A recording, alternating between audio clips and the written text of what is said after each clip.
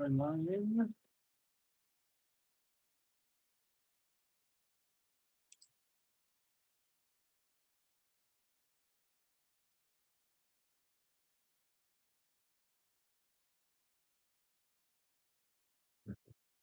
We are live. Hello, gamers. Welcome back to Crosby, and we shall fight Crosby to the death and all that shiz. I don't know. I'm rambling right here. I'm trying to give an excuse to start the stream.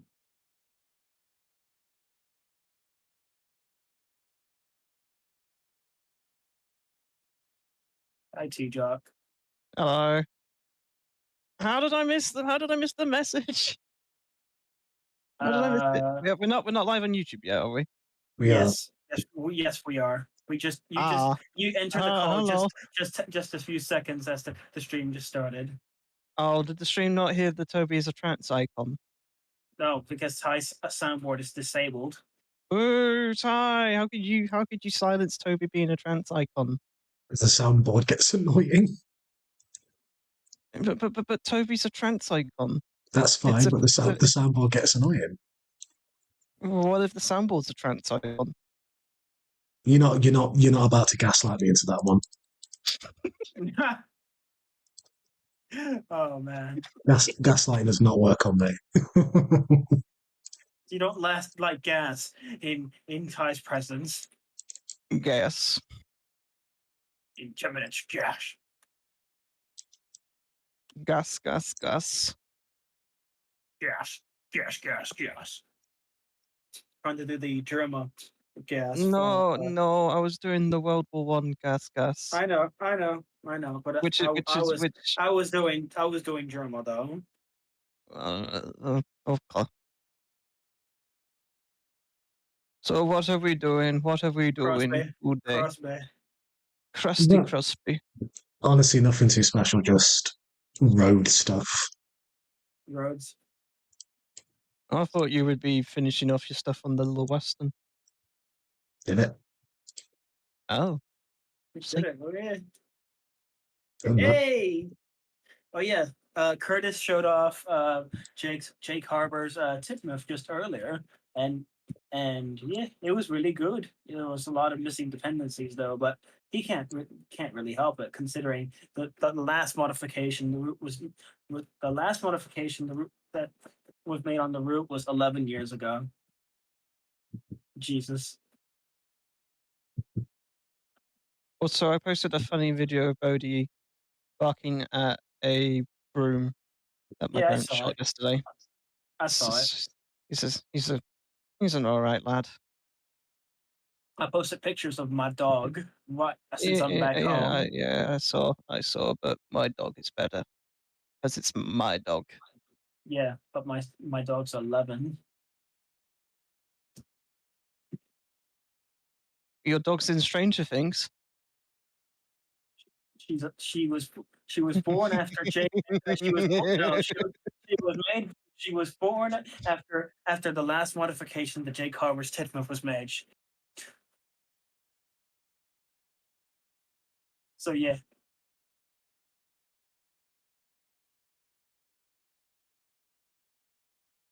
Strange Things coming out this year or next year? Strange Things. So the Stranger Things coming out. Yeah. Oh, is it the final season or something? I can't remember. Yeah. I don't know. I haven't caught up with it. I've seen the first 2 seasons. I need to watch the rest of it. Oh yeah, GTA. No, I might need to rewatch it. GTA 6 trailer finally came out, and they finally put a release date, May 26, 2026.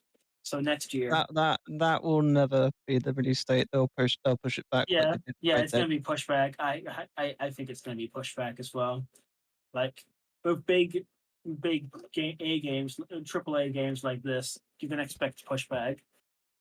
I thought GTA 6 was going to be one of those new quadruple games. Remember how Ubisoft said that one pirate game was going to be the first quadruple A game? Quadruple. Quadruple batteries. Also, Callum called me stinky. How rude. Well, you do smell, Eli. He does smell. He does smell. That's a human function. We all smell. Yeah, Thank you. but Eli smells more than the human function. Top cat. T-Chuck, I can smell you, even though there's an ocean separating us. Yeah, but we're not talking about my smell. We're talking about your smell because you're stinky. And you're even stinkier.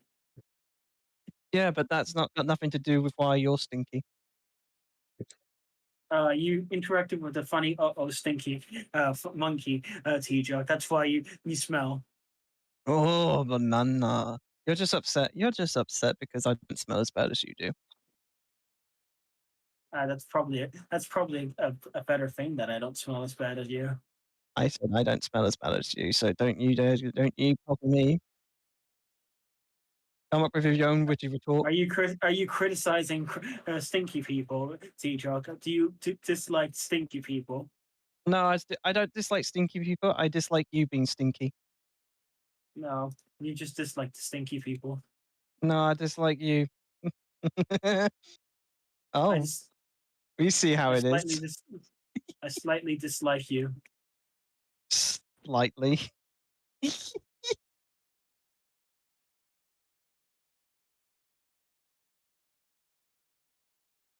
You know what? The first thing what we're gonna do at Audrey is I'm gonna throw you into the seas to get rid of the stink. No, Vi's doing that first. Me So and Vi formed an alliance to throw you into Town Beach. I did. Vi, who you barely interacted with. Okay. I barely interacted with, but he said he's going to throw you into the sea, and I'm like, yeah, that'll be funny. I'll help you. Bro.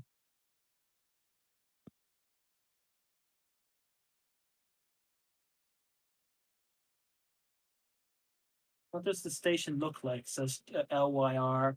LNYR 55 James. It should look like season 2 Crosby. It should look like a station.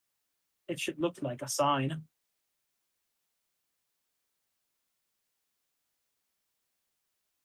And the sign says, "This is a sign." No, the sign says we come tit village. The sign says, "Gay." No, the sign says trans rights. Which from something Supreme Court being cringe. No, something Keir Starmer going on his word cringe. Something modern Supreme Court can suck it. Something dark side. Something complete.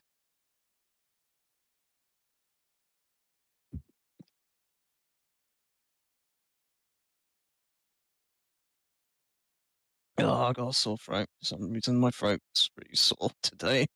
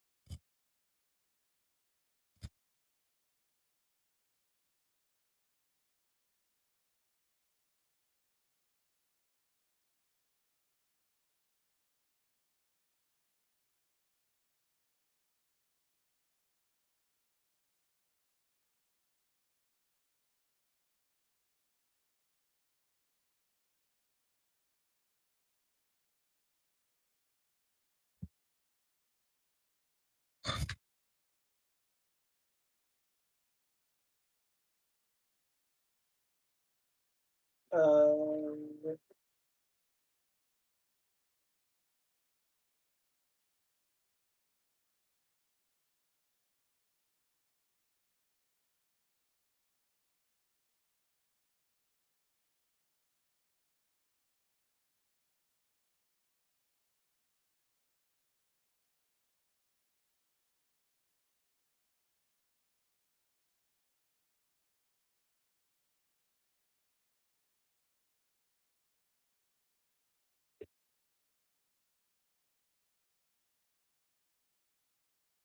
can't believe my PC's turning 7 this summer. So old.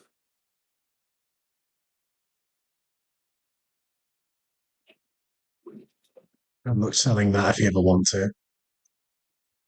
Yeah, good luck. It's just gonna be a fucking hard time just to sell a fucking 7-year-old PC.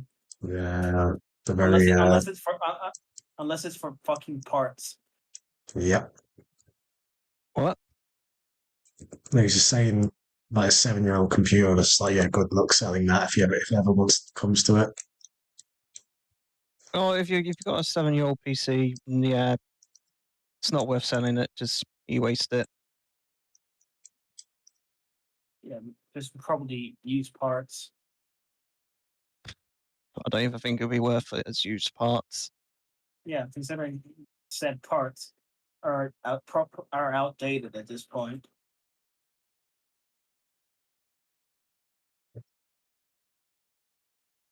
I think the worst for that is CEX or like cash. When I've like sold stuff before, and like the money they give you back for it is just ridiculous. Mm. Joshua, to answer your question, it is season 2 that Thai based Crosby on.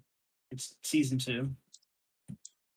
Curtis has done a hybrid of every version of Crosby, and Hugo just said he's just doing Straight up season 5. Season 5. Yeah, Mm. but he moved the McBun and the barbershop slightly to the left, away from the railway though. So it's still there, but it's nowhere near the season 2 location. Why is season 5 Crosby Yard so weird? I don't know. Ask the set designers. Scold Galliers. Oh yeah, that's right. Robert Galliers made the concept art for the yard, and there was going to be a truck flying. The truck goes airborne, and then that didn't really go. That didn't really go as planned. Well, it just looks stupid. It looks It stupid. just looks stupid. In concept, it looks cool, but then in execution, it just fails miserably. You just have the truck tip over, and that's it.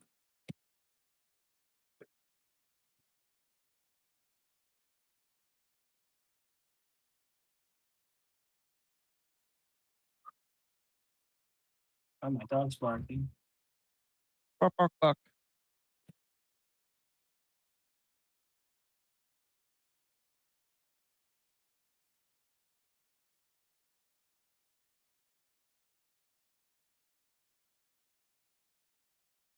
Eli, I replaced my passenger track on my iOS. Instead of it being With TTT which proceed, one? instead With of it which being the one? improved, TT improved reskin procedural track, which made the ballast slightly light grey. I replaced it with SGLB60. SGLB60. The SG60, the track that Hugo uses. And I think that the track the iOS uses? Yeah. Thought so. So, yeah.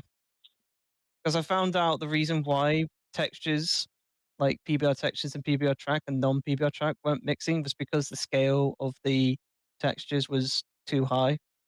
So I've had to reduce the scale. And then, yeah, now the texture doesn't go. Because sometimes when you've got this weird scale texture-ish thing, sometimes when you reopen a root, the scale for the textures just goes back up and then just goes over the track. It's fine. Basically, kids, the lesson is don't root build in Trains 22. Don't do what I'm doing. Do it. Do it. Well, why Just don't you? do Why it. don't you? Well, why don't you root build in 22 then, Ty? If you're saying do it. I'll give it a go. Don't let your dreams be dreams, says Shia LaBeouf, the tank engine.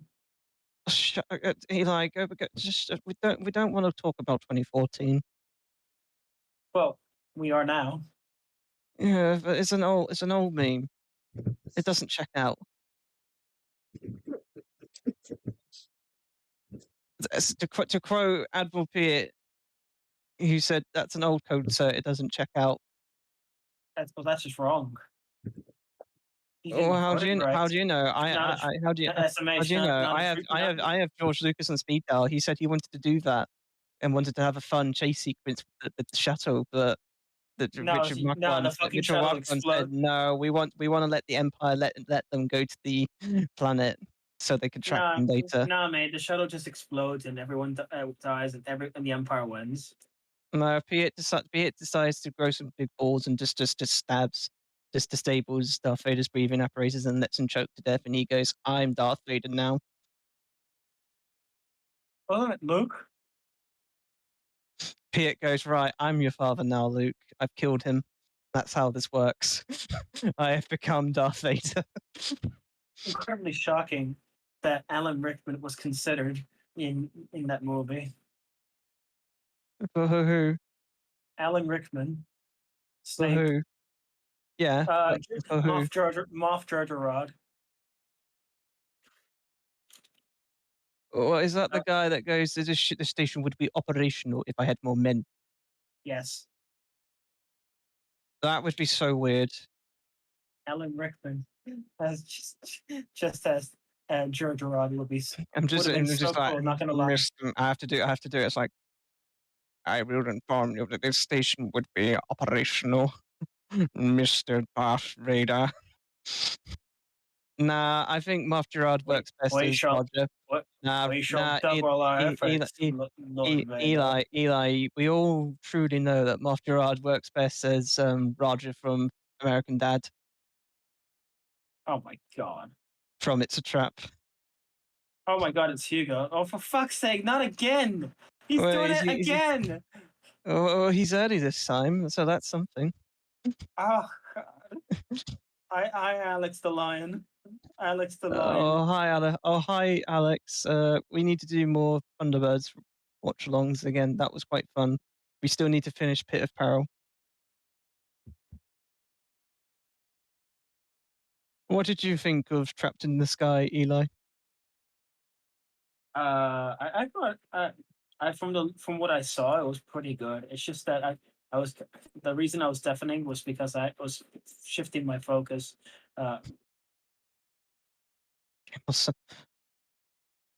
Oh, Sidewinders.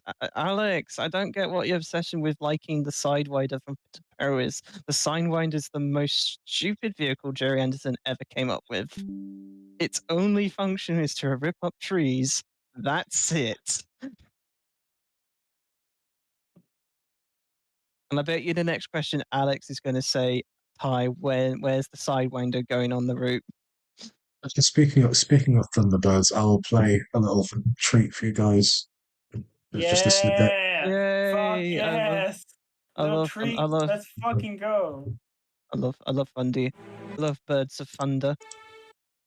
Birds of Thunder Prey. Here, streamers, is your rare, one of the rarest moments of Ty playing music in the stream.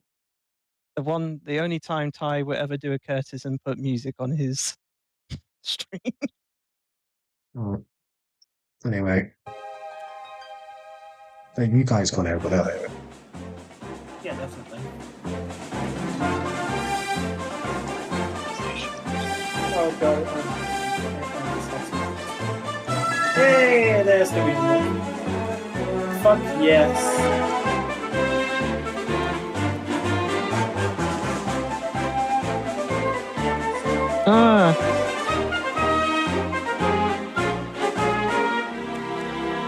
Alex the Lion says because it's an army vehicle, that's why I like it.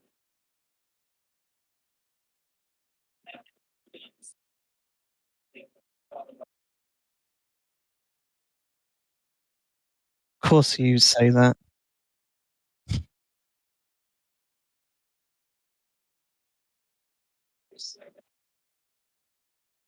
I like how you. I like.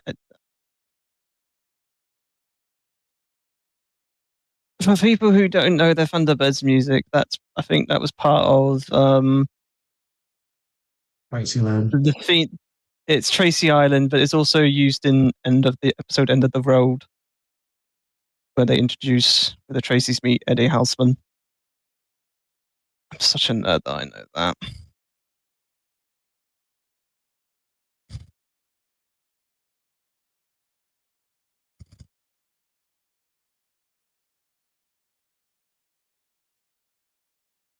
Also, fun fact about Thunderbirds: Scott kills an entire ancient civilization. Oh, Nice. I'm not making it up.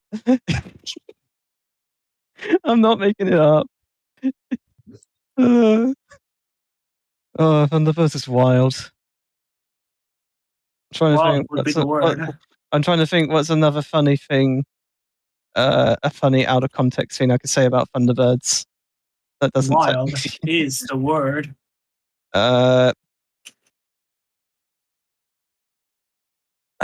What's a funny thing I could say? I'm trying to think.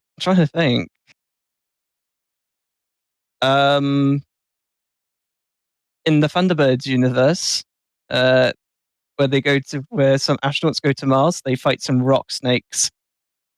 Rock snacks. Oh my god, it's Liam.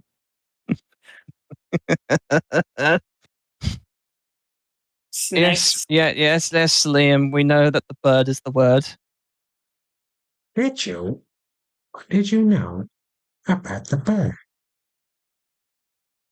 Yes, Alex. I also like the Firefly. The Firefly's very underrated. Ty, when we're going to have Fireflash on the route? No. Oh, we want the jet that goes 6 times the speed of sounds. You do know. Most of your obscure requests are not going on. Oh, but Thunderbirds isn't obscure. Everyone knows Thunderbirds.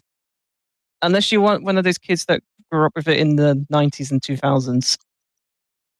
Or 60s. But can we have... You mean when it used to come on BBC Two at like 10? Yeah, BBC Two. It would have been on BBC Two in the UK, but it was on Room 785, which was a children's block on British Forces television in army bases. Oh.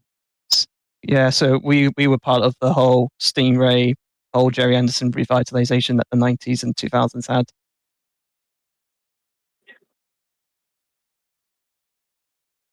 Can we have Marineville from Stingray on the route? Oh shit! Oh, who joined? It's Neil. Neil, the S&M engine. Oh, Eli, Alex sent me a message saying justice for Fireflash on the iOS project.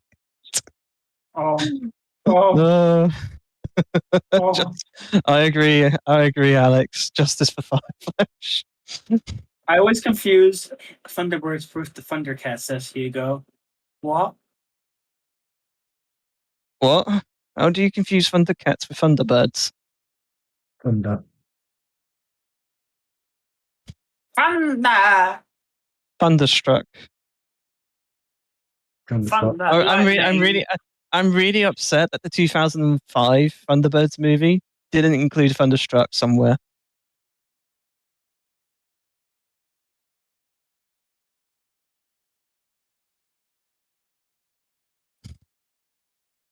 I'm still mad that you're not putting Tracy Island anywhere. Are you at least going to put Lady Penelope's mansion on the route? No, probably not. I mean, well, I don't know. It's like none of us are really like big Thunderbirds heads. Well, you're talking to one. Yeah, Faraway Quarry is right. What about Postman Pat iOS? Well, someone can make it. Like, we know you're putting Greendale on it, but Hugo's just like, well, what about a specific iOS? But why would it be an iOS if it's Postman Pat? Because it's not Sodor.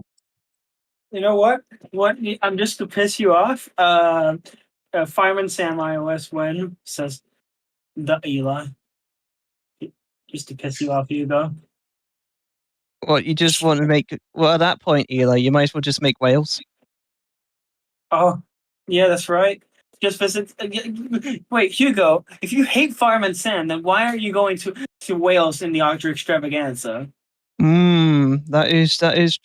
You've got a fair point there, Eli. It doesn't mean he hates the Welsh. No, he does, because Fireman Sam first aired as a Welsh program. I know, but they're tricking you, Hugo. Don't listen. They're trying to get in you. They're trying to get in your head. Hugo says Harry and I bet in time that I should make a wow whoopsie iOS. What? A wow whoopsie. Oh well, whoopsie. What? You know what I think the iOS needs? We need some Wurzel Gummidge representation. What the hell is Wurzel? I've heard of that, but I've not actually It's a kid show that had Dr. John Pertwee in it as a talking scarecrow. Not that talking scarecrow. Wait, which talking scarecrow you're talking about? You're not talking. I'm not talking about. I'm not talking about. Wizard of Oz. No, I thought Eli was about to say the scarecrow from Mumphy. No. That's a good point. Are we going to have any Adventures of Mumphy representation? Because that was a Brit show. Brit or show. I'd have to look it up because I think I had one tape as a kid. I've seen clips of it on promos on some old VCI VHSs.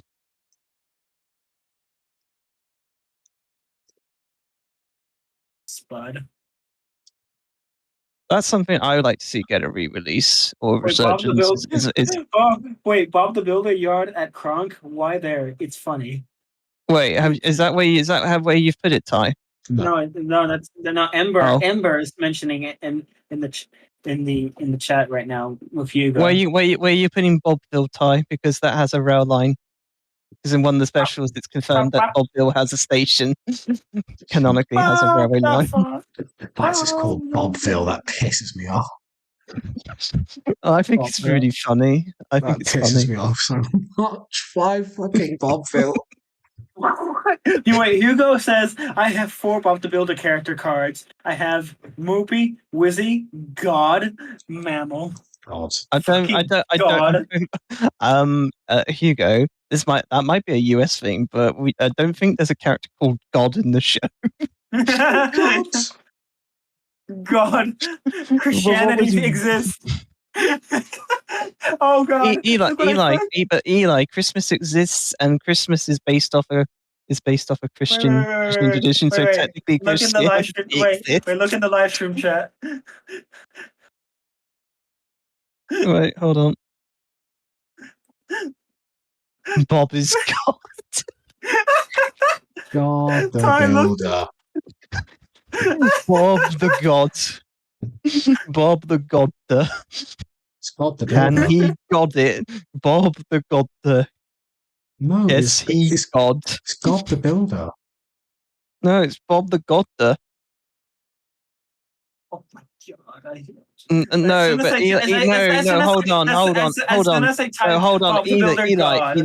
hold on. Eli. We all know that Bob the Building. He's a building. Bob the Building. Oh no.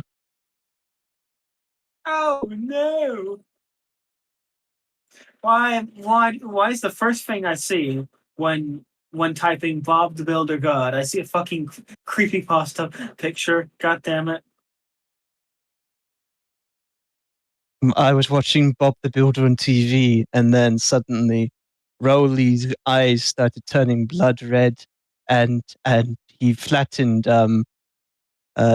Pilchard and Bird. He Bob then the murdered Weezer. Travis. Bob the Weezer fan.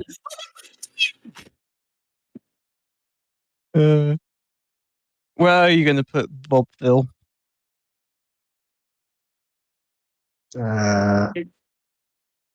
Can they crucify Dizzy? It annoys me how she moves, says Ember. Jesus Christ. What do you have against Dizzy? Bitch. Wait, Dizzy's the cement mixer, isn't it? Yeah. Yes. She's alright. I think we should crucify Lofty. What the fuck? What the fuck did Lofty do? He's just a creep. Yeah, I think so. What's wrong with Lofty? I think he's fine. No, he's just a proper. Wait, Eli, shouldn't you be saying she? Because wasn't Lofty made a woman in the US version? I'm going by the UK continuity. Yes, based UK. Because I tried looking at the US one and I was just like, No, this is shit. This is shit. Just no. I'm not going. I'm never going to the US continuity because that's shit. I think you mean US dub, not US continuity. Yeah, but then change things in the US dub. No, I think it's dubbing rather than continuity. Because unless they've actually edited certain episodes. The amount of times they had to change Lofty's voice actor in the US is unbelievable. 1, 2, 3, 3 times. I also one of those people that's never watched the CGI reboot, and I'm just like, and every time I look at it, I'm just like, it looks fine. I get why people don't like the designs, but everything else about it, I'm just like, it just looks fine. I don't know why it exists, but I'm not upset at changes. It's like the Fireman Sam CGI stuff. It's just like, Fireman Sam CGI was just they actually looked like the characters. But the reason why I have refused to watch the Fireman Sam CGI is because they keep changing the design of Jupiter. The more recent design just looks, whilst it's based on the real life fire engine, which is cool, I'm just like, but that's not Jupiter. That's just not Jupiter. Jupiter's always been a version of a Ford lorry, because that's what the real life fire engine was used as a basis, was just a Ford lorry. Or can't remember what the original one was, but it was based off a real life lorry. Lorry. So even in the Rory, yes, it was based on Rory. Rory. Rory. Oh God! Imagine Rory and Fireman Sam as the fire engine. That would be a completely different show. That would be a completely different show. All right, Fireman Sam, we're going to fight fire now, but I've got ice cream to deliver. Don't forget Rory's estranged cousin. Rory the race car. Yeah, that's a good fit. Same as that. Oh, I keep forgetting what I've seen. I think I've heard the US version once, and I'm just like, I'm good. Because I just go. That's not That's not Peter Kay going Rory. What's the birthday suit? Well, it's just the suit that you were born with. It's nothing. Who the hell says that? Is that your best Peter Kay impersonation, Eli? Shut up. I am not British. I didn't say you were British, but I'm just saying, is that literally your best Peter Kay impersonation? No. There's nothing. All you have to say, Eli, is go Chippymington. Chippymington. Chippymington. Oh yeah, Ty. I don't know if you've seen any of the Trumpton Chigley Camberwick Wing stuff. ITV Retro on YouTube. ITV Retro is slowly uploading those episodes. I never grew up on that. Yeah. the first 4 episodes of Trumpton and Chigley on ITV Retro's YouTube channel. Should give them a look. Because it'd be quite fun. It'd be quite nice to have some Trumptonshire representation somewhere on the iOS. They're a bit slow. They're a bit on the slow end, but they're very charming.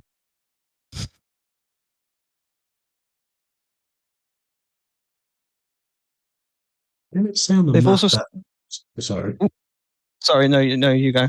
Didn't it say on the map, like, around here, it's a bunch of, like, sheep fields? I don't know. Oh, wait, on which map? The Railway Series map or the Mirror?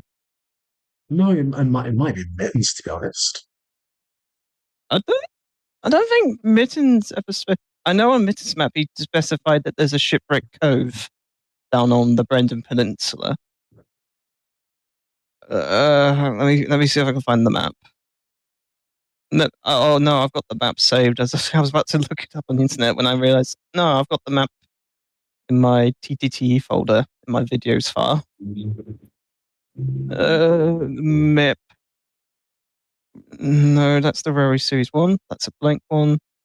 Nope, that was a rip of Gordon the Gremlin. There's someone else's map. That's the CGI Unlucky Tub map. That's the Classic Series Unlucky Tub map. That's the... We don't talk about that map. No, that's the Let's Fucking Go sound. That's the early Unlucky... Where is it? Thank you, Hugo. Thank you, Hugo, for putting the... Where is it? Hugo, thank you for putting my quote in the chat. Thanks. Oh, do I not? I don't think I've got the Mitten map. I don't think I have the original Mitten map saved somewhere. I have it. I have the season 3 version, at least. I'll look up. I'm just going to look it up on the wiki. Because the wiki's never big wrong. Mistake. Big mistake. The wiki's never wrong. Big fucking mistake. Wiki's never incorrect, no. They're organizations. No, they would never tell a lie. You have to keep remembering, the wiki never tells a lie. They would never change information just out of their own bias. No way. Okay, Eli. Okay, Eli. We've run the joke, and I think people get that the wiki is shit. I thought people already knew that.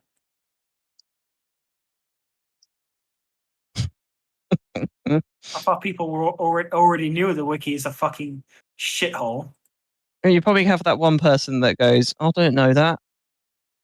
Oh, don't say that. Don't say that. Don't say that. Here we go. Behind the scenes of season 3. Let this be a reminder that at one point the wiki and let this be a reminder that at some point. Hold on. At some point, the wiki had. T-Chuck, damn it! Let me speak. I'm trying to find where it says on the map. Each other. I'm trying to find. It just says farmlands above Crosby. Let this be a reminder that the wiki at some point had fan pictures. Like, for example, if you go into 984-218-7546. Also, there needs to be seas around the Brendan Peninsula tie, as well as Shipwreck Point. Used to be what? On the Mitten map, it says that on the Brendan Peninsula, or as I like to call it, the Brendan Cock, there should be fierce seas and cliffs. Oh, the sheep grazing fields, that's on the Brendan Peninsula. Yeah, sheep are grazing on the cock. That makes sense. Bunch of sheep shaggers then, isn't it? There was another thing. If you went into the Burt rebuilt, if you went to the Burt miniature engine page at some point, he would have had one of Waldner Wester's models as the pictures, and also Clive, Neil, and Matthew. That's what they were named apparently in one of the pages, even though it's just the Sodor mainland engines and Neil. How funny. Ty, did you just say that? Ty, did you just say that on the Brendan Peninsula? Did you just say that there were sheep shaggers? Are you saying that the Brendan Peninsula is just a Welsh colony? Pretty much. You heard it here, folks. Ty says that the Welsh are sheep shaggers. Everybody counts them on X and Blue Sky. I didn't say that. No, you did. No, what you're talking about. The weather's been all right today. Ty, you can't change the subject like You that. change the Um, subject just like that at the snap of the Can't fucking just call finger. someone. You can't just call the people of Brendan sheep shaggers and just move on from that. Yeah, but the weather's been really good Dude, today. I thought, do you know what I mean? I went into Mazda before we had this pizza, and I thought, yeah, I get that.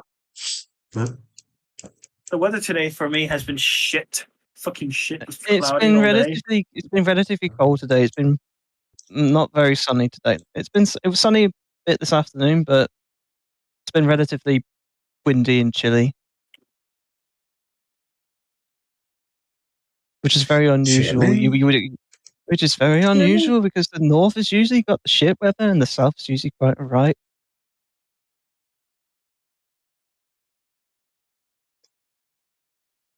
Wait, Liam's just said, sorry, I'm not a Brit. Please go in depth about a bit what you just said. Wait, is he talking about the sheeps? The sheeps. Oh, Liam, there's a very funny and sometimes not funny stereotype about the Welsh that they're just a bunch of sheep shaggers because there's a lot of Welsh and there's a lot of sheep and sheep farmers. So Ship. Such a stupid fucking stereotype. but it's stupid, but I mean, stereotypes exist. Stereotypes sometimes exist because there's sometimes a basis of truth in the lie. So maybe some English then who own some lands who happen to have met a sheep farmer doing the Pornhub theme with a sheep, and it was like, this is every sheep farmer, and everybody else is just like, damn it, die the sheep farmer. Why would you have to go and ruin our reputation?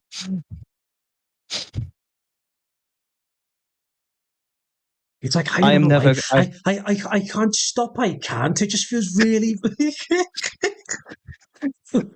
No, it's like I was about to say.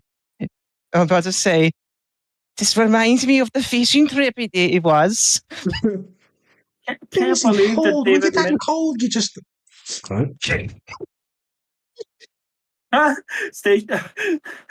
Ember said, "I just clipped that while filming."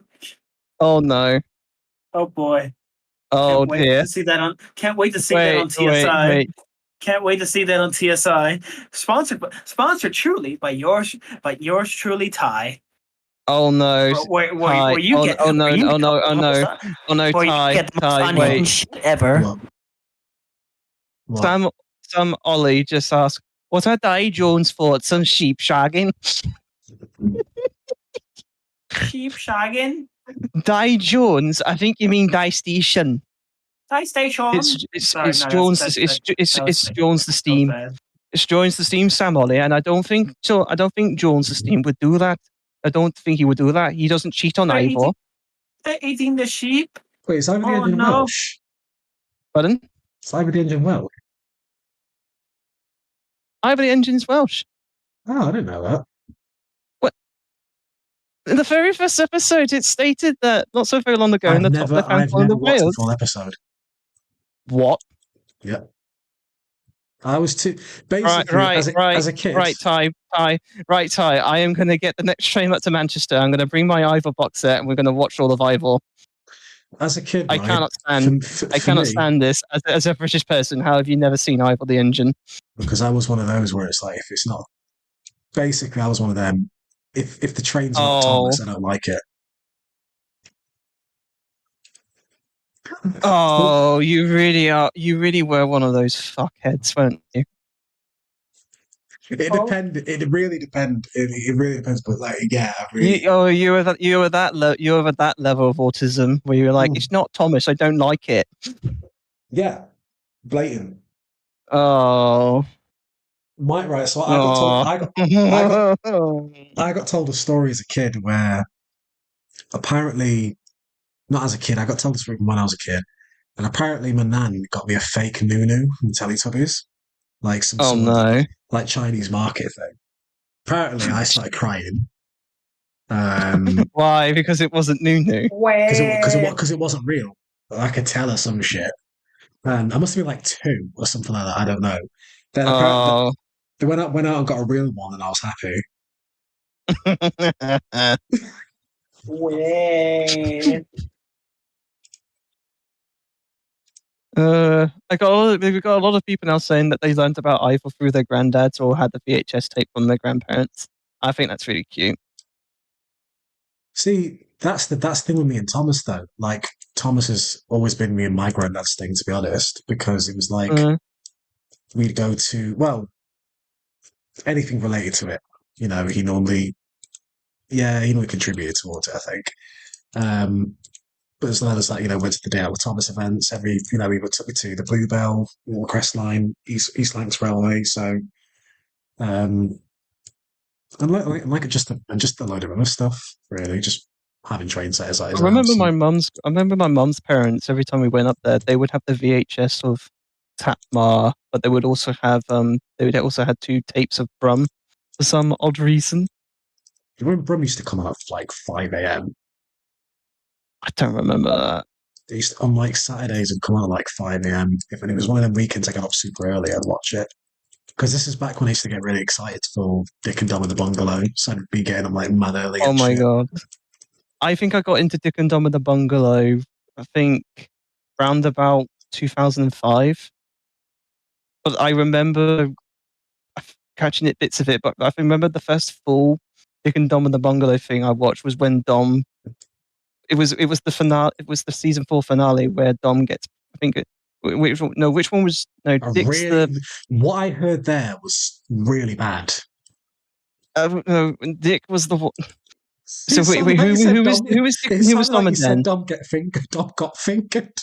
I mean, that was a very weird episode. It was very weird. I remember people. Oh, morning. Oh, yeah. Do you remember the time where I think it's Dominic's the tall one, isn't he? The blonde one. The blondish hair one, and Dick is the black-haired, angry one. I won't say the angry one, it's the more squeaky one. He was the short one. Yeah. Yeah. Yeah, Dom was the one who pretended to get pregnant. Yeah, I remember that. And at the end of the climax of the episode, he gave birth, didn't he? Oh man. That was the first full episode I watched, and I was just like, yeah, this is all right. And they didn't question it at all. Yeah, we really did some our TV was questionable back then. But also, years later, I love the fact that there was a person in Parliament trying to get Dick and Dom banned. Why?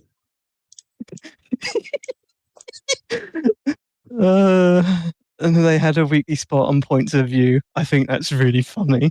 Why? Why is he trying to get it banned? And it's been up in the air for 20 years. It was. I think it was at the time. At the time of when it was airing, they were trying to get it pulled off. Because of Dick coming in with a Morningwood shirt. Which I'm surprised nobody caught that when it was airing. How did nobody on the production team caught that? Someone would. But I also really like that in that show, gradually as the show kept going on, you just heard the crew just corpse it all the time in the background. Which is just great. You said you didn't watch Alan Partridge. There's just something that reminded me of. No, I have seen Alan Partridge. You know. I haven't watched his chat show, but I've seen the Alan Partridge sitcom from the 90s. Do you remember the fucking vaguely? Well, the receptionist, and you've got the one who's frigging Sophie from My Parents Railings, but the original blonde one, and then you've got what's her name, Sally Phillips. And she just always ends up cracking up at shit he says, just starts laughing and just runs off because he's such a twat of a character. It's great. I think that's why it works. Have you seen the Alan Partridge movie? Yeah, I've seen it. That was weird. Just sack Pat. That was a weird. I had to watch that a few times for media too, because I was doing one of the last media projects we did was an essay. We had to analyze the film. I couldn't think of anything, and I was just like, I recently watched the Alan Partridge movie on a flight. I was like, I'll do the Alan Partridge movie. It does seem like that kind of film you'd watch on a plane. I did watch it, and I was like, actually, this is quite funny. I like it. Because I had to talk about how it was also not only did it work as a standalone movie, but it also worked as a sequel to the other stuff Alan Partridge was in. Because I think it was before that they did a series about him being a radio host, and the film continues on that plot point.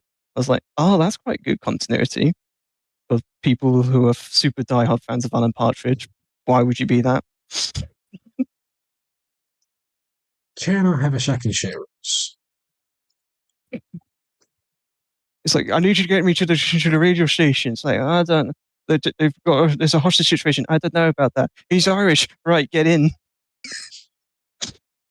I also just love the fact that the big high stakes chase at the end of the movie was just in Norwich, just fucking across Norwich. What's Norwich actually like? I have no idea. I've heard it's a mythical place. Norwich. So just I've never. That's East. different. East. No, it's not Anglia. It's not East Anglia, is it? No. I can't even remember what towns. I can't remember. I don't remember. Then again, I've never been there, so I wouldn't know. I think it's East Anglia. The only thing I know about Norwich is that my mum kind of likes the football team. Okay. Because she also likes Manchester United.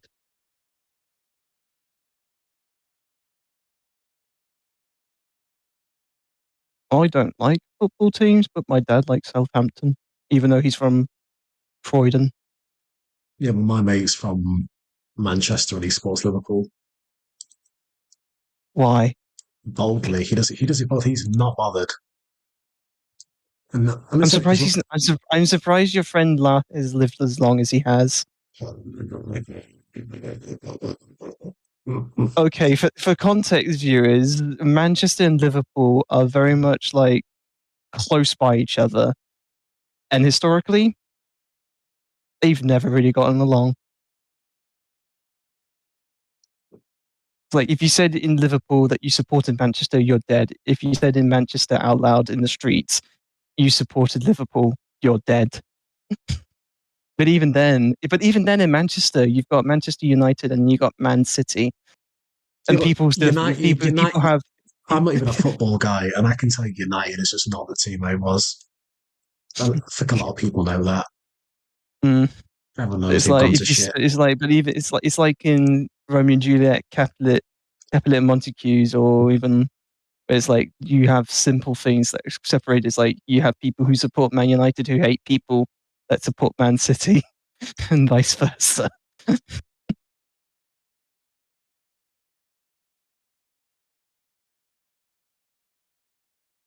But you know what I would say if you were a football fan and you didn't support either team and you were in either city just to piss them off? Just say Birmingham's better. Birmingham.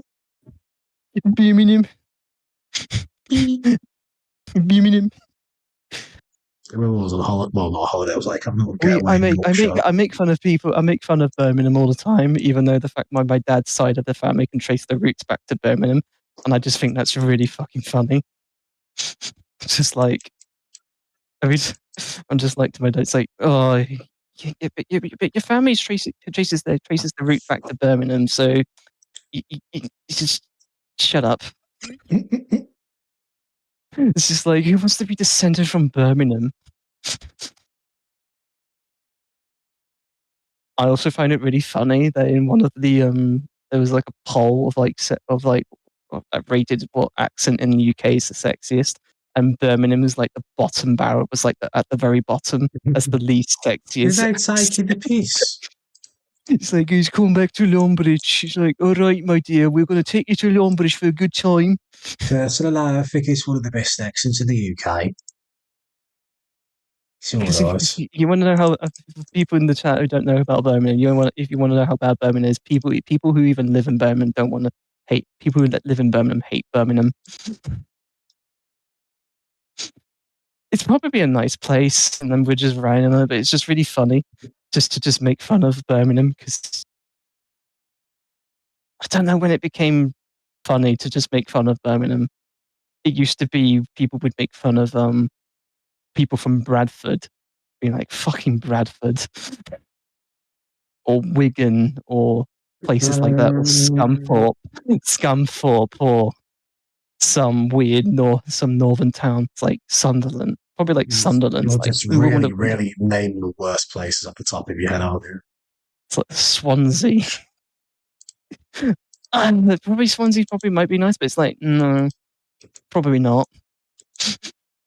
It was like in Torchwood, or in Doctor Who, where somebody just goes, sorry, this isn't Naples, and it's like Rose is like, I don't mind, it's not England, it's not Italy, I don't mind, and the Doctor just point blank just says it's Cardiff, and Rose just has a look of horror.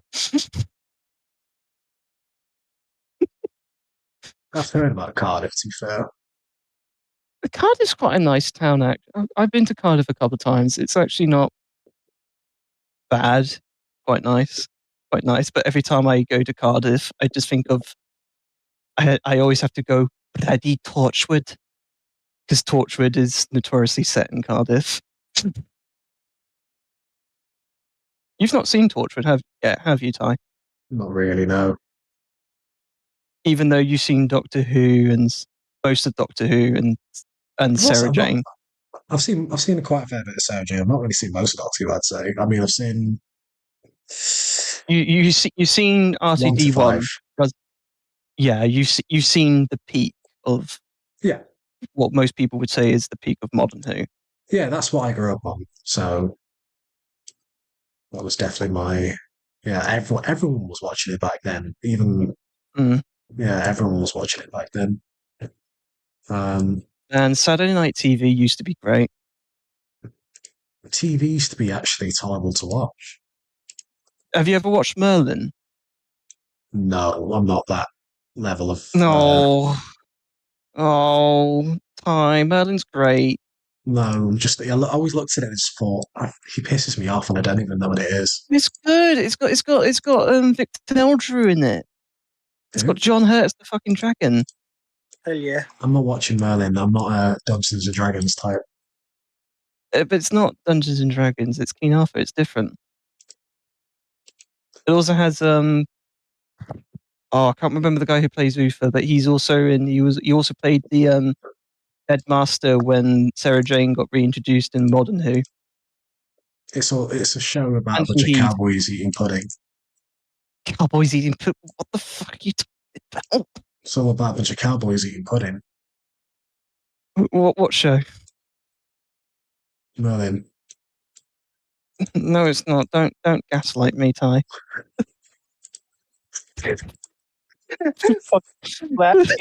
And the joke comes full circle. I tried to gaslight Ty in the start, and now he's gaslighting me. Comedy comes in. Chekhov's joke. This is what it is. It's Chekhov's joke. We set up a gaslight joke, and it comes back in this one. No, it's just the end of the world for T-Jock whenever he gets something wrong. Oh, fucking hell. Did you ever watch the two... Have you ever watched the Robin Hood show that aired on the BBC in the mid-2000s? Rings a bell, but no. I know what you're talking about. I'm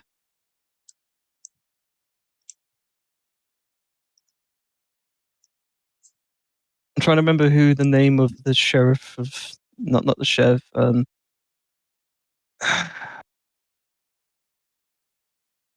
You ever watched the Hobbit movie? Have you seen the Hobbit movies, Ty?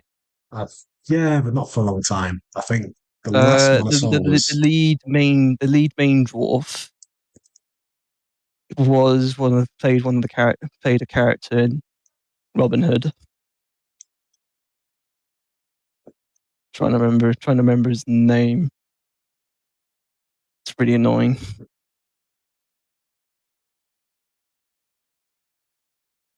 I mean, that era of Saturday Night TV, when Doctor Who came out, every TV channel in Britain was like, right, we need to have our own Doctor Who show. Do you remember a show called Primeval?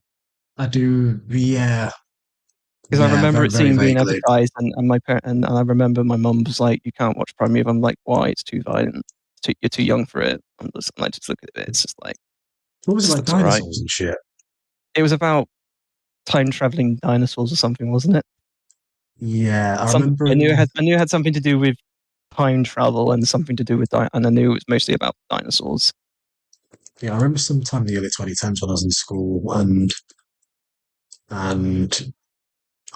is it like that sort of 2000s edgy stuff? Because it kind of looks like that.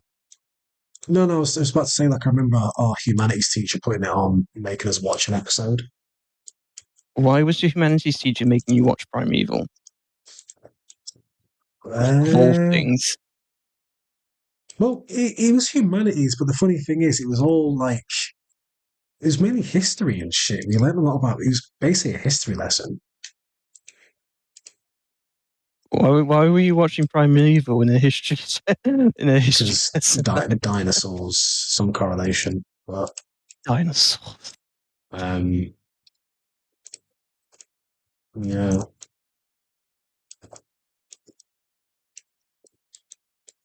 Trying to think, what was another Doctor Who like show that came out in that time? I know I know Ashes to Ashes. That was was that a reboot of another show of a show, I think. Life on Mars. Life on Mars was the reboot. Why did I say Ashes to Ashes? Ashes to Ashes came afterwards. I can't remember that era. Yeah, I remember when. I know they rebooted Red. I know they did. They rebooted Red Dwarf. That was the start of them redoing. They started to continue more Red Dwarf around that time.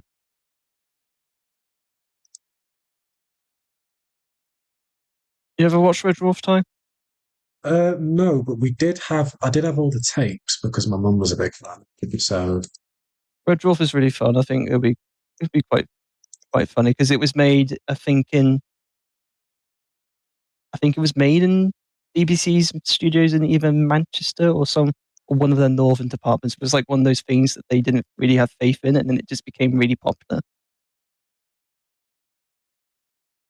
Because there's a lot of really good model ship stuff that they did. Mm. And then every time I look at it, I'm just like, man, why did this comedy sci-fi sitcom get all the practical shit budget, and yet that era of classic Doctor Who had such a shoestring budget? And a lot of even the bad like 80s VFX, I don't mind in that show because it's a comedy, so it kind of adds to the charm. And I'm like, every time they do like a really good ship shot, I'm like, oh. Why did this show get the really good ship model budget, and yet Doctor Who? Yeah, but it's all about the Mickey Smith of the stretchy bin.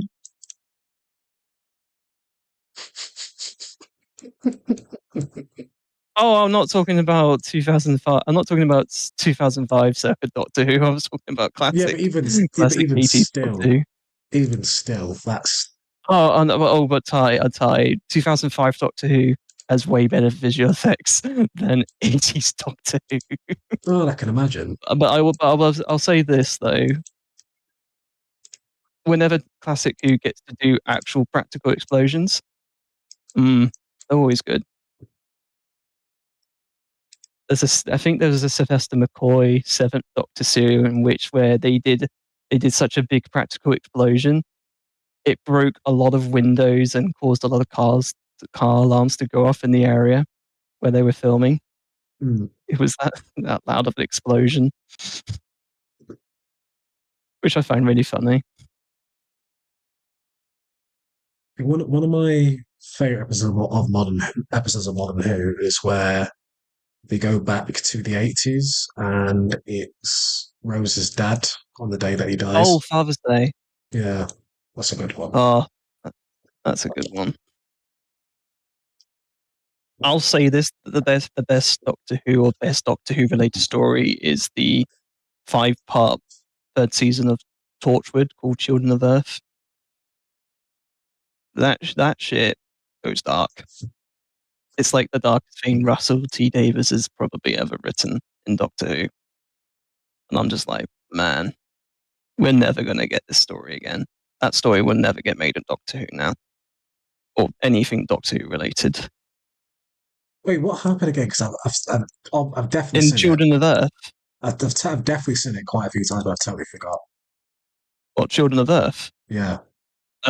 Basically a bunch of aliens can basically communicate through children, come to Earth.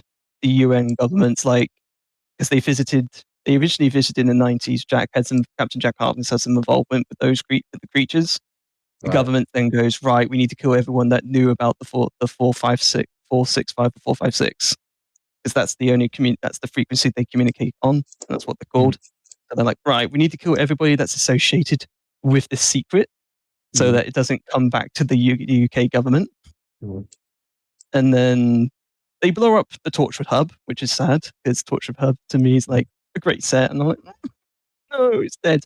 Basically, they communicate with the aliens, and the aliens like, we want 10% of the population of your country's children, and then the rest of the world. But then they're like, no, we don't just want your country. We want 10% of every nation's children. They want 10% of the world's children, which is a lot. And then the government's like, oh, what do we do? And they're like, well, let's not make it random. It's like, no, because then everybody's like, no, I don't want my kids to die. The politicians that are deciding this are like, no, I don't want my kids to die. So then somebody goes, why do we not just select children from the underachieving schools, the children that are going to be on the dole, the children that are going to be criminals, the children that are not going to succeed in life, not the smart, nice children. Why have I totally forgotten this whole plot? This is crazy. But also, you don't figure out the twist, but you don't figure out what the aliens want with the children until like the final episode. So they're like, one of the unit soldiers confronts them. It's like, we're doing this for you. We hate this. Can you at least tell us what you want with the children? And one of the aliens just goes, it gives us a kick, meaning it gives them a high. They're drug, and it's revealed that these aliens aren't military or militaristic. They're junkies getting a high.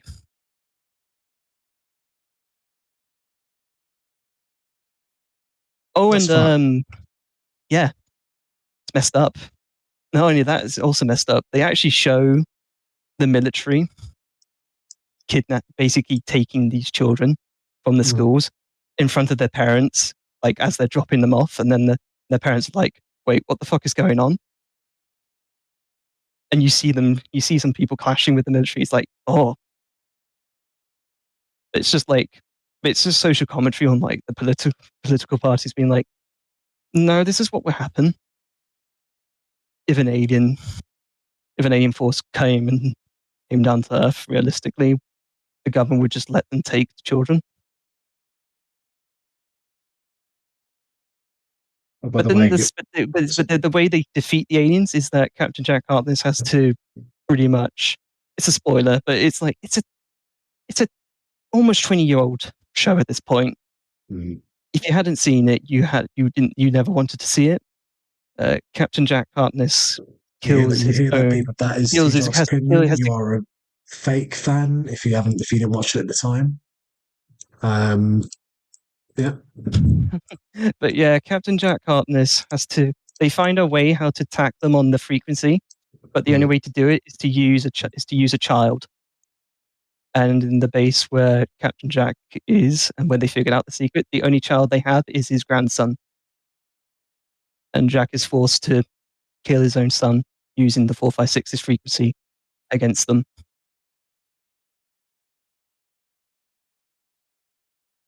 Yeah, That's really delightful. that's fun. It's fun, and also it's written by the same guy that did the plastic wheelie bin that ate Mickey Smith, the funny plastic bin.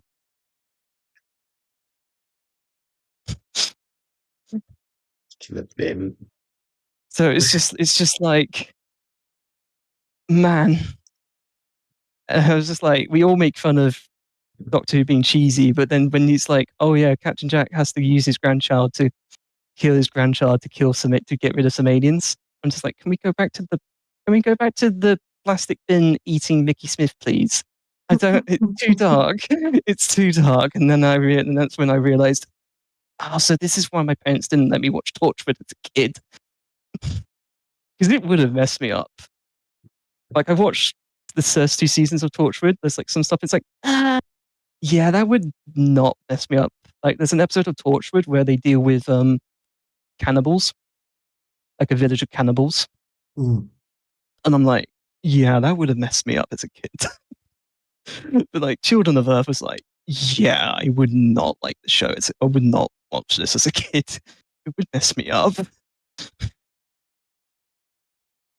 But the funny thing about Children of Earth is that it's the most critically successful Torchwood thing ever, and it's also one of the most critically successful pieces of Doctor Who media.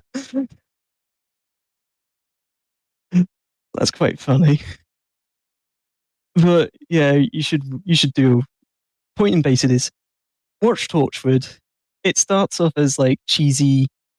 It starts off as a show trying to aim for that teenage demographic, that sort of Buffy the Vampire Slayer, teenage mono market. It starts off like really, really violent, but then it becomes like, oh, the government's caving into aliens and they're going to let them take 10% of our children, but they're not letting them take random children. They're protecting their own children and selecting the 10%, the bottom 10% worst children, which I'm just like, even today, I'm just like, I would not put it against any government that they would just do that. That they would just let working class children be taken by aliens. But anyway, funny Crosby, everybody. That was my fun, Crosby. and that was our fun tangent on 2000s Doctor Who. Hey, can anyone remember what the ITV knockoff of Torchwood was called? I can't remember what it was. It was probably Primeval. That's the one, thank you. Yeah, Ty and I, we just did that. Apparently, Ty had to watch Primeval in one of his secondary school lessons. What? You tell the story again, Ty. I find that really funny. Yeah, the teacher made us watch Primeval because it's about dinosaurs. It was, yeah.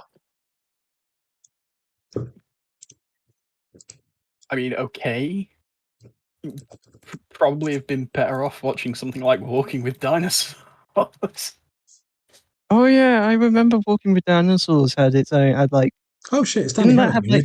When the fuck did you get it? Didn't that have like sister series and stuff? They released and multiple spin-offs of that because it was so successful. I don't know. I think it did. I remember watching a lot of watching knockoffs of like Walking with Dinosaur like shows at the time. Fun fact about Walking with Dinosaurs: that first aired in the year the Disney movie Dinosaur came out.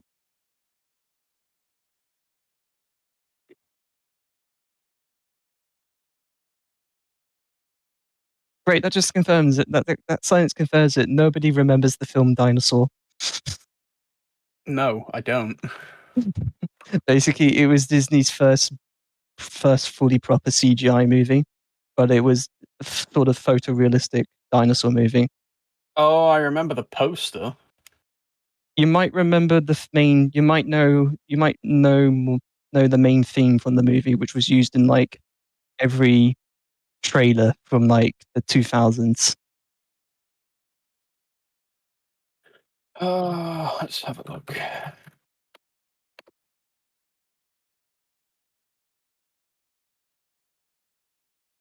Animation's great. It's just not a good story. It's not a good story. Very weird movie, Dinosaur. Very weird.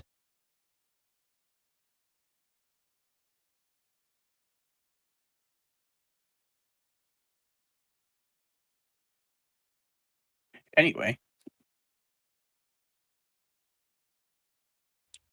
I'll figure out the house formation up here. It's fucking so hard. Well, Yeah, I can anyway, anywho, Ty, when we're gonna have Here we go. Dom from Dick and Dom in the Bungalow giving birth from What? iOS? Oh. Can't be Eli, arsed. remind me to show you that clip, because I think somebody has uploaded, because like there's like a whole sub community of people on YouTube that upload entire episodes of Dick and Dom in the Bungalow but without the cartoons because of copyright reasons. So they just upload the other bits of the episodes, and that somebody's uploaded or managed to archive the episode in where Dom gives birth. okay. What's really funny about that is that real life celebrity Cheryl Cole makes a cameo in a phone call. It was such a It's such a weird show for people Yeah. to explain to people who have Real never life grown up with it or have never grown up with it by proxy by being British. I don't know what would be the best comparison to like American or Canadian or even Australian people to describe it, because I don't think there's an equivalent literally don't think anywhere there apart is. from There like really maybe wasn't. apart from like maybe those weird Japanese game shows. Yeah, I that think they play. they're more closer to us than the Americans are in that shit. I think Japanese humor in general is quite closer to British, because they're not above making fun of themselves on TV, even though they're quite British and Japanese are quite seen as they're very similar. Most people think, oh, we're honorable and traditional and stuff, but then you look at like No, when it comes to comedy, they love like absurdism, which like Monty Python, very absurdist. And most people in America only like Monty Python because they think, oh, it's British, therefore it must be highbrow. Monty Python. I hate having to say to people, Monty Python is not highbrow. They are not above. Really isn't. They're not above any type of humor.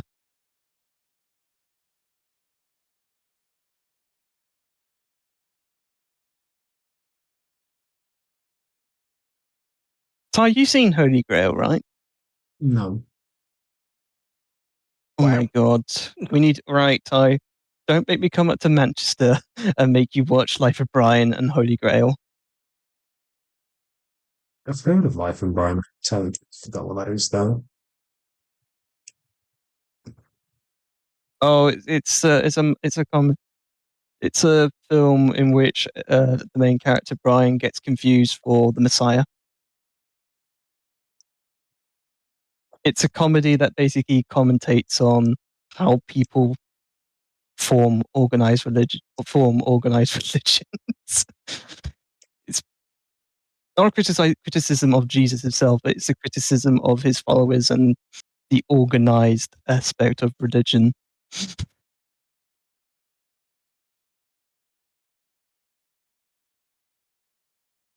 But it's also a film in which a character played by Eric Idle wants to be identified as a woman. Okay. Monty Python predicted trans people. They really didn't. They've been around a lot longer. But no, but it's like the whole thing of like, from now on, I want to be a woman. It's like, I want you to call me Loretta. It's like, and then it's like the response of John Cleese is just like, You're not a woman, you're a man. And then Eric just goes, don't you repress me. They literally respond. It's so weird. But then again, there's another funny joke, one-off line. I think it's in The Meaning of Life, after where Eric, Graham Chapman and John Cleese play doctors that help a woman give birth. The mother asks what the sex of the child is. Is it a boy or girl? And then Graham Chapman claps back by going, I think it's a little early to be putting roles onto it.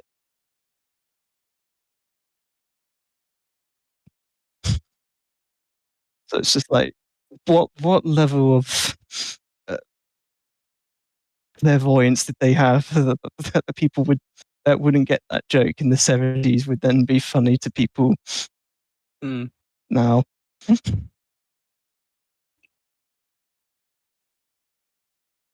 Watch Tom with the jet engine for the 5th billionth time.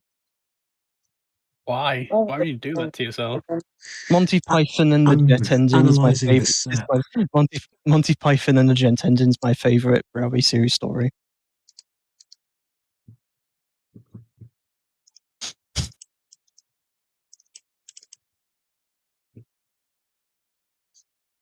Okay.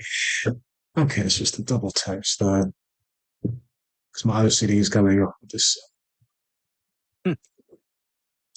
Okay, so it's that building there. Have you got the shot where Thomas and Donald pass each other?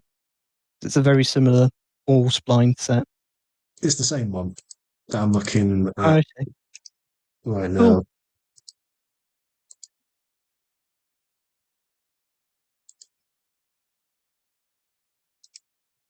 Okay, they've got the. Did you ever watch the show they did after Dick and Dom in the Bungalow, The Slammer? Nope. Was that after? Never heard of it. Yeah. With the governor. Yeah, the governor. Yeah, who's the governor? Ted Robbins. I think he was played by Ted Robbins. Yeah, he was. Who you might know from Phoenix Night Pie, but for those of you who are uncultured, you might know him as the Railway Series narrator.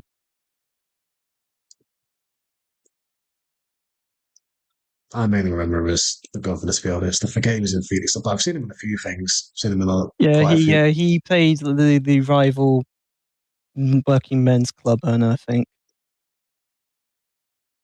He also, spoilers for anyone who's not seen season 1 of Phoenix Nights, he burns down Peter Kay's working men's club at the end of season 1. I'm gonna be honest. Basically, Ted spoiler Robbins. For how many year-old TV series? A TV show that spawned a TV show that I wouldn't be surprised there are people in here that are younger. A spin-off that not many people know about, the Max and Paddy's Excellent Adventure, or whatever it's called. Yeah, Road to Nowhere. Yeah, don't know where to go. Yeah. Are we going to have the tower from Trapped somewhere, Ty? The saboteurs are trapped. I'm so happy that you didn't watch Trapped. I'm like, oh, for God's sake, Ty. I remember Trapped. I used to watch that on CBC. Yeah. Are we going to have the flat from Bear Behaving Badly? Please. Why'd you have a little sound of no coming out of it? No, you can't scare me, or no way, Jose, or snuggly cuggly duck duck. Oh, yeah. Yeah. God, I remember all of these sound effects primarily from Flash games. For God's sake. Oh, the Smile games or the Bear Behaving Badly games. Yeah. I remember them. For God's sake. I remember those two. Jesus Christ. Can't get Flash anymore, can you? I think Flash is dead in the water. Yeah, it's dead. I mean, I'm sure you can still download it. It's just a lot of web browsers don't support it anymore. The Flash software is still used as an animation software. I think the Flash, whatever the software is for game online stuff, it's no longer available. It's depreciated. I still remember when it was Macromedia Shockwave. That's how old I am.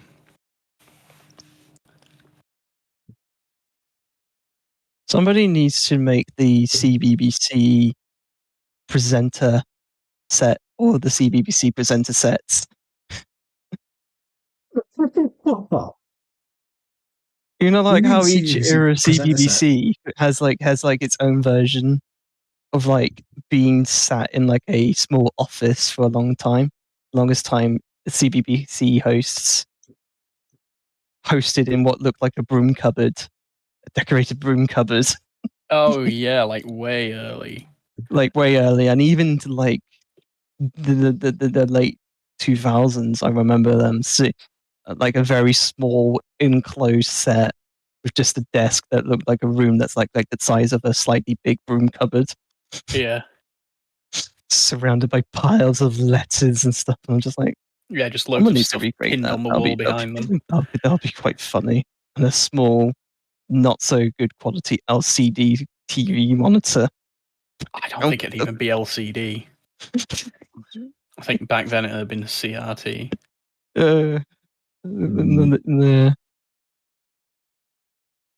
I want somebody to recreate in Trains We're Just Normal Men. Do you know about the We're Just Normal Men, We're Just Innocent Men? I am aware. It's such a dumb joke. Such a dumb joke. The only thing that's funny about that clip is that it managed to catch one of, I think it's the then CBBC presenter at the time. It caught her off guard, and she just corked it. And I think people have speculated that the guy that wrote the joke, the puppeteer that said the joke, was on a night out with some friends. They got caught by the police, and then one of the guys just goes, "We're not doing anything wrong. We're just normal men." And the police officer just goes, "What do you mean, just normal men?" And he just goes, "We're just innocent men." I think funny. Can't lie. People are like, it's just like, oh, I don't know. I think it's just I don't know where that joke came from, but I like it. It's not really the corpsing that gets me. It's the little music scheme that's the guy that operates the soundboard does. It's and you just see the presenter just absolutely losing it.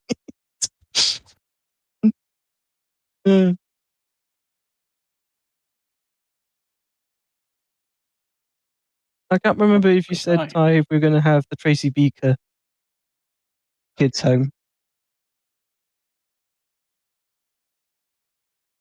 Fucking Tracy Beaker kids home. I think we really undersell I think we really undersell to like non-British people, kids who don't know about Tracy Beaker, how massive Tracy Beaker was. Mm-hmm. Oh yeah, just absolutely insane how massive it was. All the annuals and the little colouring books and the pens and the Danny Harper was in everything. You couldn't escape her.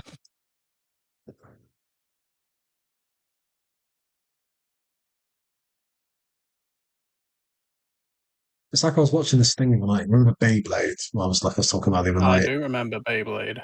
But there was this whole thing in America where they was holding tournaments, but the tournaments were like in these big fuck off stadium, like arenas. Jesus. Are you talking about the adverts?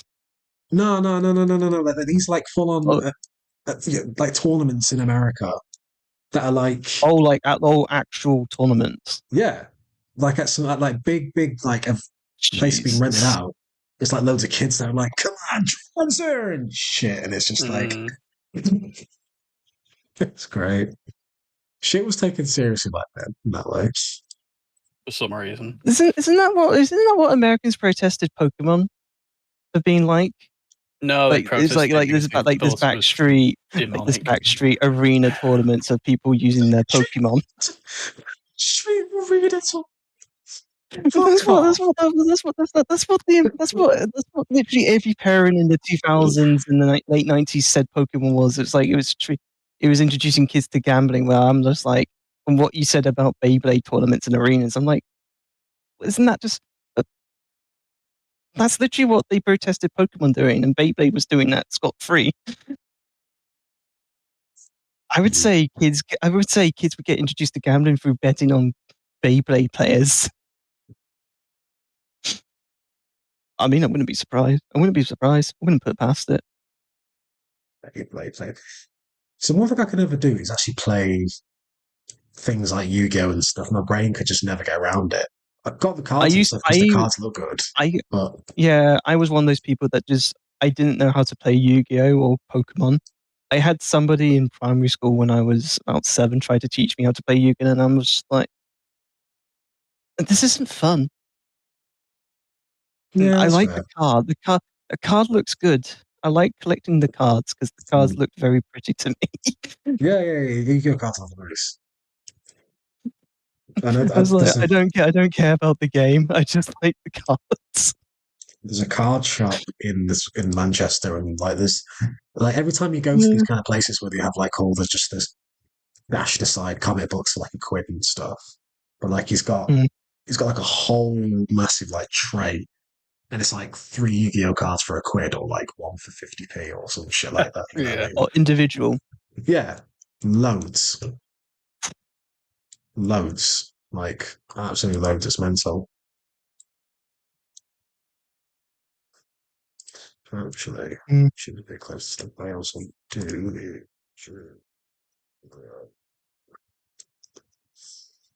Oh, put a factory down. Hooray!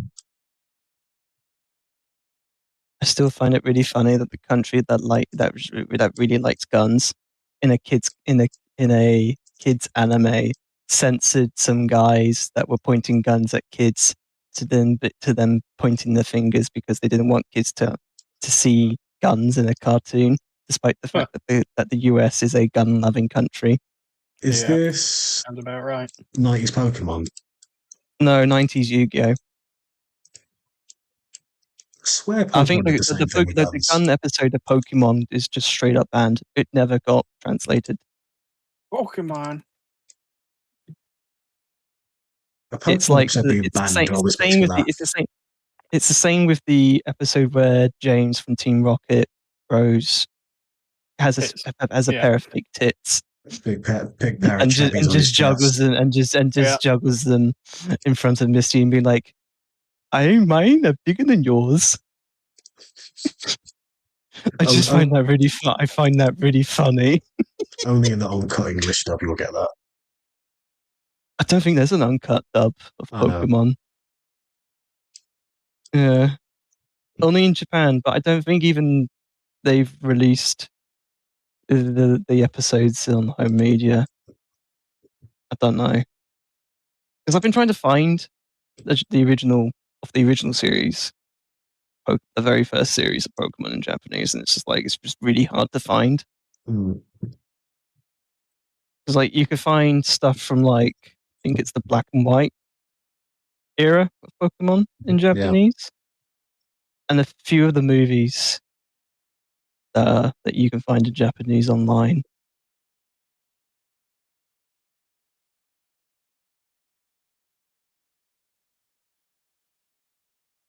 But I find it really funny. They didn't have any episode of Jinx until the 2000s era, where they realized, we can just change the color of Jinx's skin, because Jinx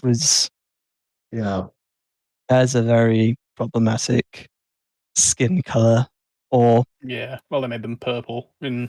Yeah, they made them purple. UK one, didn't they? I think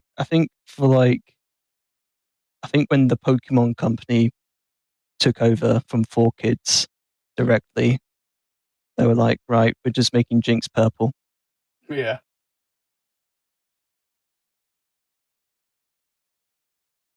Yeah.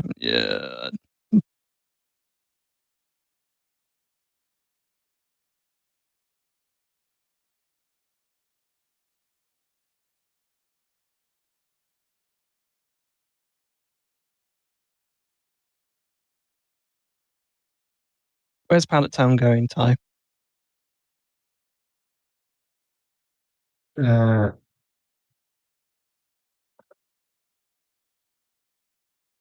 don't know. But you haven't said no.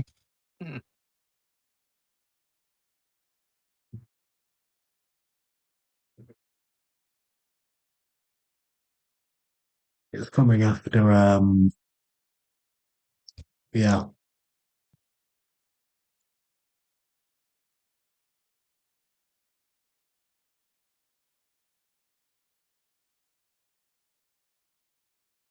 Copy and paste his boyfriend.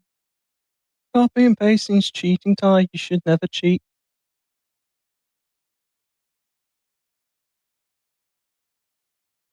Tell that to my dear. No, I'm not going to do that.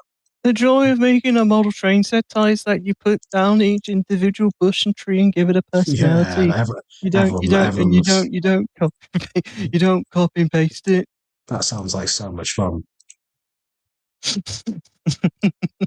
The joy of root building is putting down each individual tree and not copy and pasting. That's the lazy way out.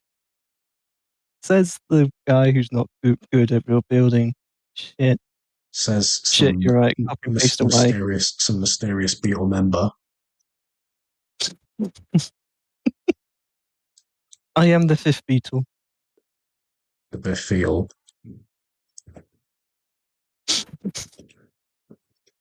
I introduced them to Pop.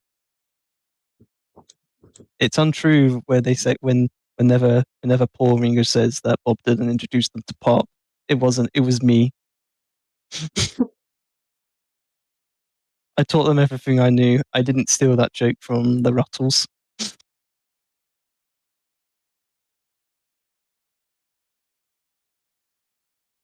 I don't know if any of you guys have ever seen the movie The Ruttles. No. It's Eric. Have you ever seen The Ruttles? No.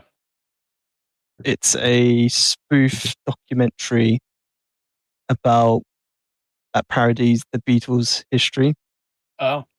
Made by Eric Idle. I see. I'm trying to remember what they called each people. I know one of them was called Nasty. One of them was called Wrong. I think one of them was called Wrong. Ron, as in RON. I thought you were thinking like wrong. I was like, but like, it's straight. It is basically a parody of the Beatles. So if you know anything about the Beatles, you would get a kick about the Ruttles, because they do straight up parody a lot of archival footage, a lot of the interviews, a lot of the songs are just sort of parodies of similar songs, or like multiple songs come together. Like Blue Suede Schubert is a parody of Roll Over Beethoven. Piggy in the Middle is a parody of I Am the Walrus. Yeah. Or you have a parody of Get Back that's called Get Up and Go Back Home. Get up and go. Get up and go back home. You have Cheese and Onions, which is a parody of pretty much the entirety of the Yellow Submarine movie.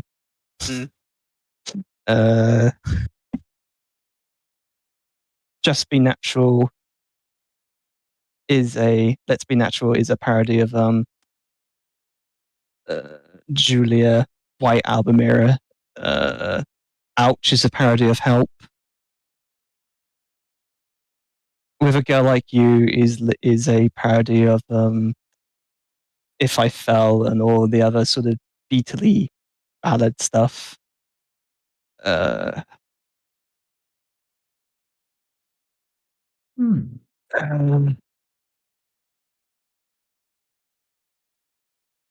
to think.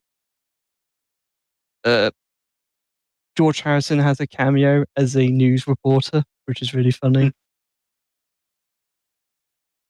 I think he helped fund the movie. Because the movie, if you're a Beatles fan, you would probably be like, this seems similar. I've seen this structured documentary somewhere before.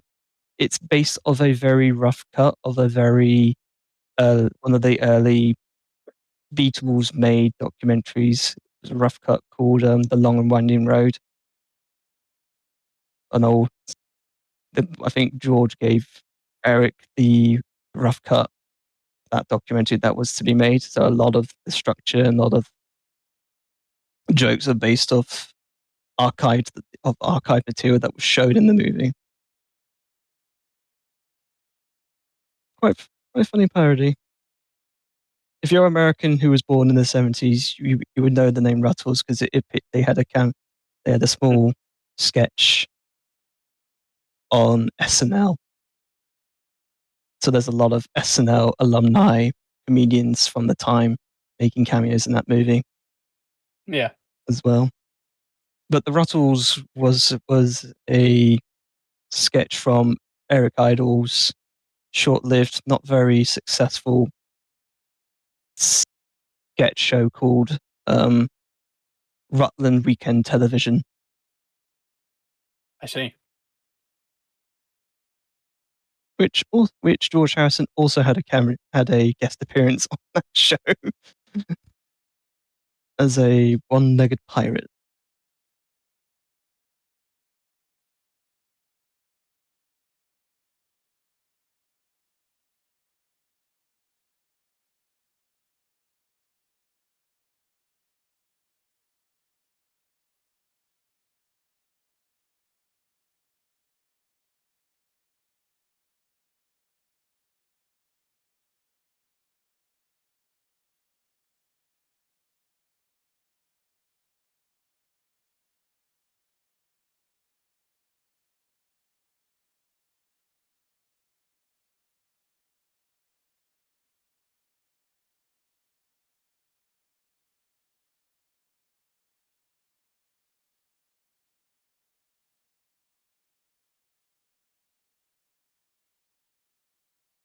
I don't know why I'm so confused by some of the comments from early in the stream, but for some reason, Jake Ruttlingo says, I often fan cast Christian Bale as Johnny's dad.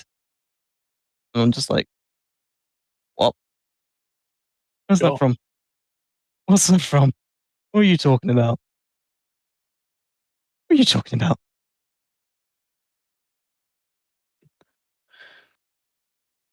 For some reason, there's something he's going on about Empire of the Sun. I'm just like, why are you talking about that movie? What spurred that?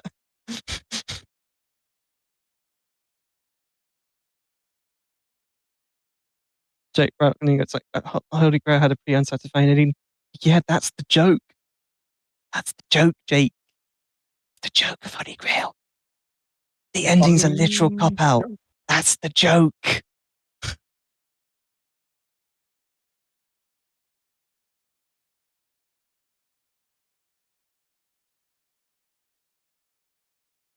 Oh, because we were talking about, I think it was, Jurassic Parkinson. For God's sake. What? What are you on about? Jurassic. Who Dora said Jurassic? Dora G earlier was talking about, because I think I mentioned Dinosaur from Disney, then somebody said Jurassic Parkus, and then and then somebody said Jurassic Parkinson. I'm just like, oh, is that Michael Parkinson going back to Jurassic period? Could have made a much worse a joke, but yeah.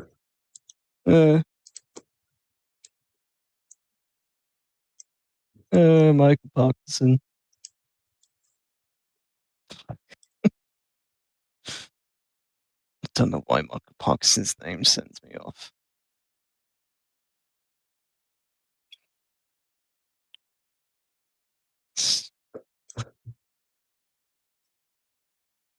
Oh dear. Yeah, that's the one end stream now, though. It's tired. Oh, what a way to end it on, Jurassic Parkinson. Yeah, that's how it goes. Could be. Yeah. Goodbye, streamers and memers and goodbye. Goodbye. Goodbye.